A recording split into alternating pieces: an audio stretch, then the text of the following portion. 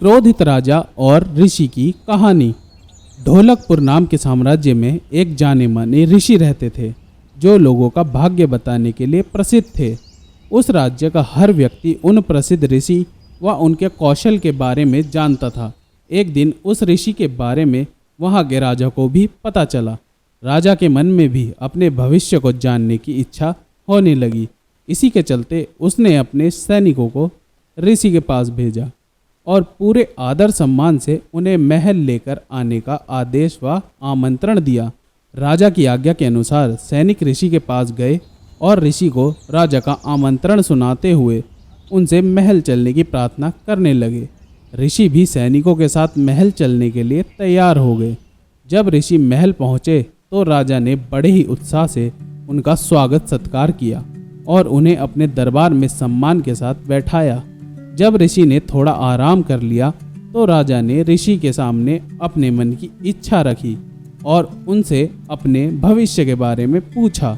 ऋषि ने राजा से उनकी जन्म कुंडली मंगाई और उसे ध्यान से देखने लगे। कुछ देर तक राजा की कुंडली देखने के बाद प्रसिद्ध ऋषि ने राजा को बताया, भविष्य में आपका भाग्य आशीर्वाद भरा हुआ है और जीवन में सब कुछ अच्छा ही होगा। इस तरह ऋषि ने राजा के भाग्य के बारे में अच्छी अच्छी बातें बताईं।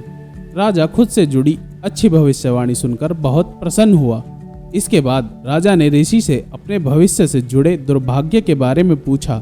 राजा के पूछे अनुसार ही ऋषि ने राजा के दुर्भाग्य से जुड़ी बातें भी बता दी।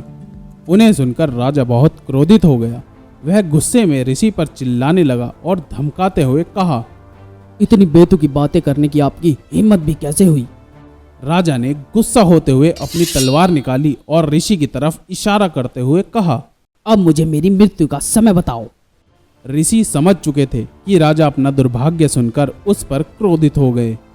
राजा की मृत्यु वाली बात सुनते ही वह शांति से कुछ गणना करने लगे। इसके बाद शांत स्वर में कहा, मेरी गणना और कौशल के अनुसार आपकी मृत्यु मेरी मृत्यु के ठीक 1 घंटे बाद होगी। राजा ऋषि की यह बात सुनकर हैरान हो गए। अब उन्हें अपनी गलती का एहसास होने लगा।